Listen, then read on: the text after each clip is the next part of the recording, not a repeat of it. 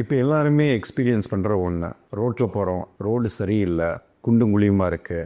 So அந்த குண்டும் குழியில் போய் நம்ம விழுந்துட்டோம், இல்லை கால்கை உடையுது, இல்லை சில பேர் இறந்தே போகிறாங்க. இதுக்கு யார் லையபிள்?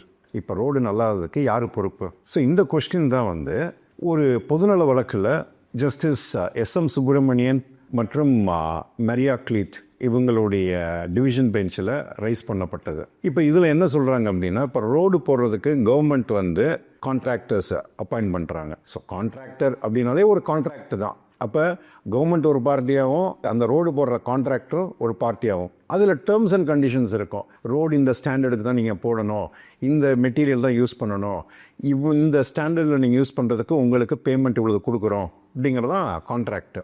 சப்போஸ் அந்த ஸ்டாண்டர்டுக்கு அவங்க போடலை, அப்போ சப்ஸ்டாண்டர்டாக போடுறாங்க, அதனால வந்து ரோடு மோசமாயிருச்சு அப்படின்னா ஆக்சுவலி அந்த கான்ட்ராக்டில் லயபிலிட்டி ஒன்று இருக்கும்.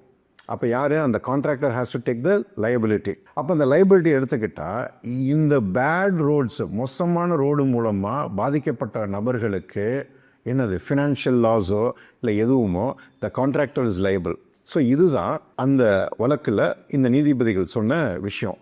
இன்றைக்கு வரைக்கும் யாரையுமே நம்ம அந்த கான்ட்ராக்டர்ஸை தண்டிக்கிறது இல்லை. ஏன்னா ரீசன்னா என்ன நடைமுறையில் இருக்குன்னா, கான்ட்ராக்டர்ஸுக்கும் ஆட்சியில் இருக்கவங்களுக்கும் ஏதோ ஒரு சம்பந்தம் இருக்குது. ஸோ அதனால் ஆக்ஷன் எடுக்கலை.